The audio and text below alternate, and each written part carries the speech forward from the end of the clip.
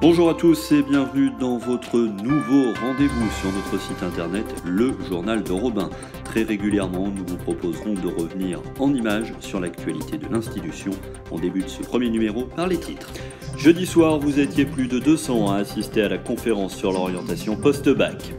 Les élèves de 3e se sont pour leur part rendus à Valencin pour découvrir les coulisses de l'entreprise Ford. Les élèves de 3e ont également visité l'Institut Lumière à Lyon. La campagne pour le conseil municipal d'enfants a débuté à l'école et au collège. Et mercredi, c'est plus de 260 élèves délégués qui se sont retrouvés pour les commémorations du centenaire de la guerre.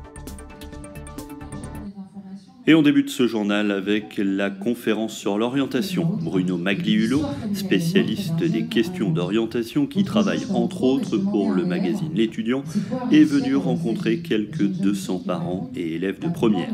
Pendant 1h30, il a expliqué le processus d'orientation en France, une soirée qui a également permis de présenter le site internet Admission Post-Bac, une conférence sur l'orientation qui s'inscrit dans la démarche d'accompagnement des élèves faite par l'institution Robin. Prochain rendez-vous pour les lycéens, le samedi 29 novembre, avec le Forum des métiers. Les élèves de 3e qui suivent l'option de découverte professionnelle ont pour souhait de commencer dès la 3e à travailler sur leur orientation. Pour cela, ils partent régulièrement à la rencontre de professionnels. Ce fut le cas le 13 novembre avec la visite de l'entreprise de transport Ford. Pendant près de 2 heures, le directeur général Antoine Cataldo a expliqué le fonctionnement de son entreprise et présenté les nombreux métiers qui existent au sein de la structure. Dans les prochaines semaines, les élèves de découverte professionnelle rencontreront un journaliste. Ils se rendront également au lycée hôtelier et organiseront même un mini-forum des métiers. 2 classes de 3e se sont rendues dernièrement à l'Institut Lumière à Lyon. Au programme de cette journée de visite, une conférence sur les films et l'utilisation de l'image pendant la Première Guerre mondiale, mais aussi une visite du musée des Lumières dédié à la création du cinéma.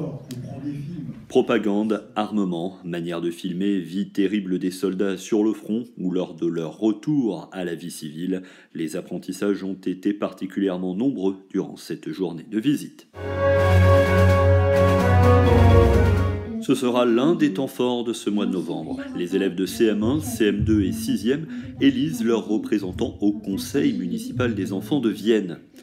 Avant le vote, prévu le jeudi 20 novembre, les candidats doivent mener campagne. Ainsi, les 17 postulants de l'école et les 8 candidats du niveau 6e doivent réaliser des affiches, des tracts, mais aussi prononcer un discours devant leurs camarades et même enregistrer un clip de campagne. Cet apprentissage de la démocratie pour les CM1, CM2 et 6e est à vivre sur notre site internet www.institution-robin.com jusqu'au 20 novembre prochain à travers des photos, des articles et des vidéos.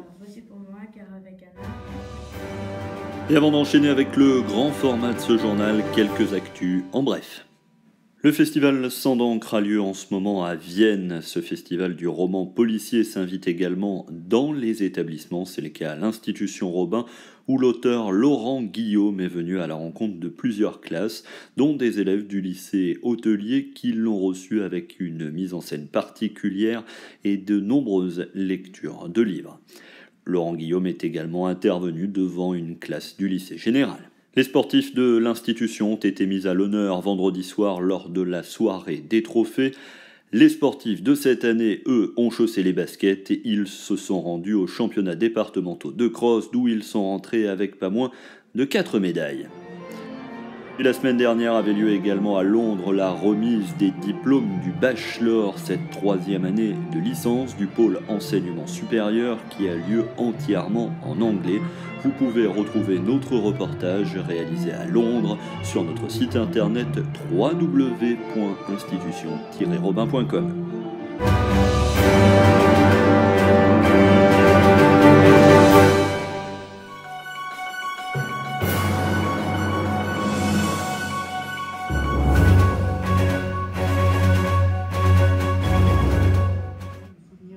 Cent ans après le début de la Première Guerre mondiale, l'institution Robin a pris le temps d'honorer la mémoire de ses anciens ce mercredi matin. Les 260 élèves délégués du collège, du lycée général et du lycée professionnel se sont retrouvés pour un temps de commémoration officielle. Cette cérémonie particulièrement émouvante a débuté par la lecture d'un texte par 2 élèves du collège. Sans peur à la bataille, sortant du souterrain, bravant gaz et mitraille, d'un bond, d'un cri. Pour Dieu, pour la France, en avant! Ce sont ensuite 45 élèves qui se sont succédés au micro pour énoncer les 45 noms des membres de l'institution Robin morts pendant la Première Guerre mondiale. Sergent Maurice de la Vieux-Ville. Jean Guichard. Frédéric Bouvier.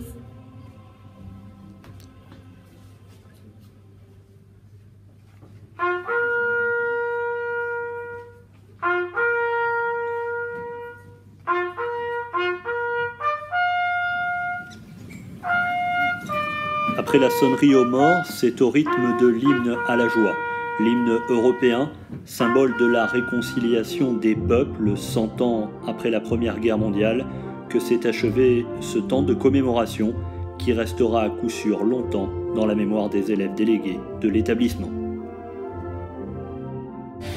Et c'est ainsi que s'achève ce premier journal tout en images de l'institution Robin. Merci à tous de votre fidélité. N'oubliez pas de nous retrouver sur les réseaux sociaux et sur notre site internet. À très bientôt.